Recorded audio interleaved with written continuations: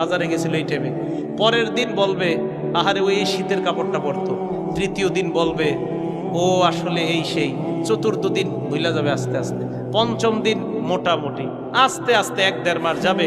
গতি পৃথিবীর মতো চলতে থাকবে, আকাশ আকাশের মতো থাকবে, বাতাস বাতাসের মতো থাকবে।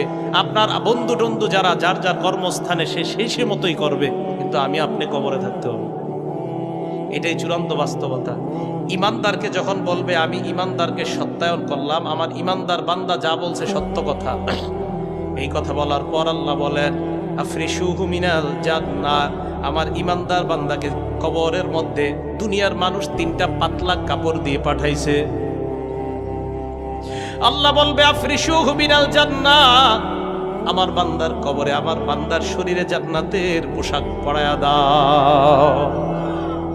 এরা পাতলা কাপড় দিছে, ওকে জান্নাতের পোশাক পরা